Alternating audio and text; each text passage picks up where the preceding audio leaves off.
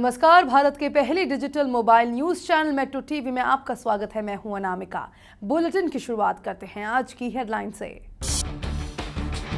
प्रधानमंत्री नरेंद्र मोदी ब्रिक्स शिखर सम्मेलन के लिए आज पहुंचेंगे गोवा।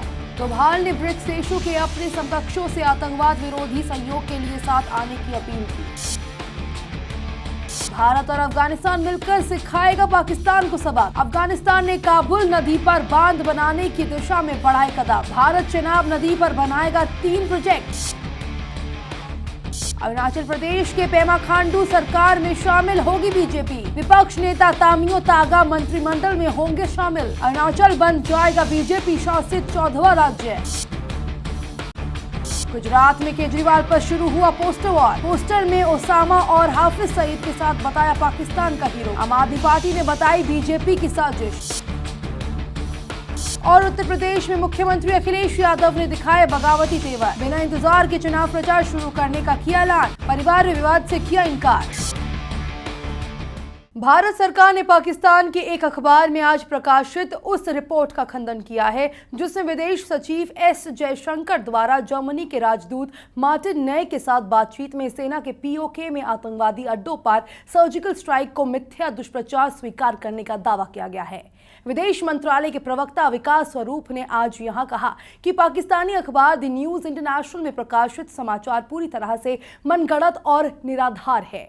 उन्होंने कहा कि 29 सितंबर को विदेश सचिव ने 25 विदेशी राजदूतों को सर्जिकल स्ट्राइक की जानकारी दी थी, जिसमें जर्मन राजदूत भी शामिल थे। उनके साथ विदेश सचिव की इस बारे में आगे कभी कोई बात नहीं हुई। पाकिस्तानी अखबार में प्रकाशित रिपोर्ट में कहा गया है कि विदेश सचिव डॉक्टर जयशंकर ने नए के साथ हाल ही में हुई मुलाकात में स्वीकार किया है कि पीओके में भारतीय सेना ने कोई सर्जिकल स्ट्राइक नहीं की है। पाकिस्तान को सबक सिखाने के लिए भारत अफगानिस्तान की काबुल नदी पर बांध बनाने के विकल्प पर विचार कर रहा है। इससे काबुल नदी के पानी का इस्तेमाल स्थानीय सिंचाई और बिजली पैदा करने के लिए किया जा सकेगा। इन प्रोजेक्ट्स के कारण काबुल का पानी अब सीधे पाकिस्तान नहीं जा पाएगा। एक वरिष्ठ अधिकारी ने बताया कि दोनों देश पूर्वी अफगानिस्तान की नदियों पर चेनाब नदी जैसे प्रोजेक्ट्स के जरिए इसे मुमकिन बनाने का विकल्प तलाश कर रहे हैं। सूत्रों के मुताबिक भारत की ज्यादा दिलचस्पी काबुल नदी में इसलिए है क्योंकि इसकी खूबियां कश्मीर की चेनाब नदी से मिलती जुलती है। दोनों नदियों का बहाव 23 मिलियन एकड़ फुट का है। काबुल नदी का पानी बिना कहीं रुके या इस्तेमाल किए ही सीधे पाकिस्तान पहुंचता है। उरी हमले के बाद भारत ने चेनाब नदी पर चलने वाले 3 प्रोजेक्ट्स को पास कर दिया है। अरुणाचल प्रदेश के पेमा खांडू सरकार में जल्द ही बीजेपी का भी एक मंत्री शामिल होगा। सूत्रों के मुताबिक विधानसभा में विपक्ष नेता तामियो तागा जल्द ही खांडू कैबिनेट में शामिल किए जा सकते हैं। इसके बाद अरुणाचल प्रदेश देश का 14वां राज्य हो जाएगा। जहां बीजेपी सरकार में है, वही क्षेत्रीय पार्टियों के साथ सरकार साझा करने वाला ये 6वां राज्य है। पिछले साल खांडू और उनके मंत्री कांग्रेस का हाथ छोड़कर अरुणाचल पीपल्स पार्टी में शामिल हुए थे। सिर्फ पूर्व सीएम नवाम तुकी अब कांग्रेस में रह गए हैं। बता दें, अरुणाचल विधानसभा में 60 सीटें हैं। इसमें अरुणाचल पीपल्स पार्टी के 43, बीजेपी के 11 और कांग्रेस का सिर्फ 1 सदस्य है। 2 एमएलए निर्दलीय हैं और 3 सीटें खाली हैं। PPA North East Democratic Alliance का सदस्य है, जो एनडीए का ही एक हिस्सा है। परिवार में चल रही तनातनी के बीच मुख्यमंत्री अखिलेश यादव ने बगावती तेवर दिखा दिए हैं। उन्होंने कहा है कि बिना किसी का इंतजार किए चुनाव अभियान की शुरुआत करेंगे। अखिलेश ने कहा है कि बचपन में मेरा नाम मुझे खुद रखना पड़ा, ठीक वैसे ही मैं अपने चुनाव प्रचार की शुरुआत बिना किसी का इंतजार किए करूंगा। परिवार के विवाद पर अखिलेश ने कहा कि शिवपाल मेरे चाचा है और मुलायम पिता, इसे बदला नहीं जा सकता। हालांकि उन्होंने परिवार में विवाद की बात से इनकार किया है। हालांकि पिछले काफी समय से इस तरह की खबरें आ रही है। पिछले दिनों तो परिवार की ये लड़ाई सड़क तक पहुंच गई थी। सुलह करने की कोशिश जरूर दिखाई गई, लेकिन यादव कुनबे में कलह जारी है। लोहिया की पुण्यतिथि के दौरान भी खुलकर सामने आई लड़ाई। गुजरात में सभा से पहले केजरीवाल के पोस्टर लगाए गए हैं। इसमें दिल्ली के मुख्यमंत्री को ओसामा और हाफिज सईद के साथ पाकिस्तान का हीरो बताया गया है। 16 अक्टूबर को सूरत में होने वाली दिल्ली के मुख्यमंत्री अरविंद केजरीवाल की जनसभा से पहले केजरीवाल का जमकर विरोध शुरू हो गया है। जनसभा को लेकर लगाए गए पोस्टर न सिर्फ फाड़े गए, बल्कि कालिख भी पोती गई है। इतना ही नहीं, केजरीवाल को आतंकियों के साथ दर्शाते हुए उन्हें पाकिस्तान का हीरो बताने वाला पोस्टर भी लगाया गया है।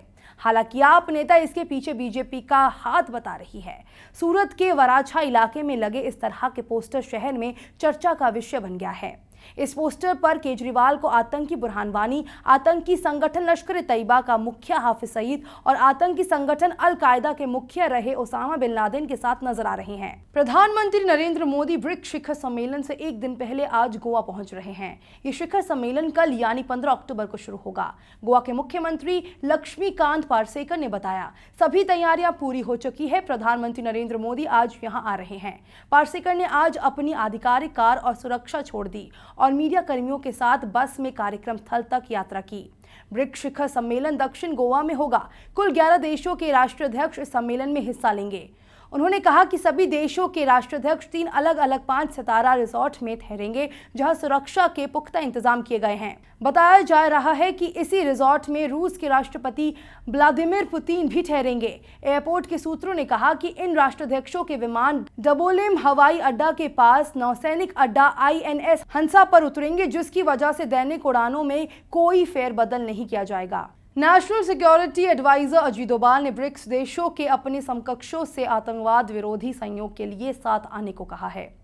ये भी कहा गया है कि ब्रिक्स के सभी देशों को आतंकवाद की परिभाषा तय करने के चक्कर में नहीं पड़ना चाहिए। सूत्रों के मुताबिक गोवा में होने वाली ब्रिक्स देशों की मीटिंग में भी इस बात को उठाया जाएगा। साथ ही रविवार को यानी बैठक के आखिरी दिन इससे जुड़ी कोई जरूरी घोषणा भी की जाएगी। मिली जानकारी के मुताबिक CCIT की नई परिभाषा गढ़ने की भी तैयारी जारी है। इसके लिए भारत के साथ साथ ब्राजील, रूस, चीन और साउथ अफ्रीका मिलकर काम कर रहे हैं। कुछ सूत्रों ने यह भी बताया कि ब्रिक्स देशों के कुछ सीनियर अधिकारी डोभाल की बात से सहमत भी है। खबरों के सफर में फिलहाल इतना ही। देश दुनिया की पल पल की खबरों के लिए जुड़े रहिए मेट्रो टीवी के साथ। नमस्कार।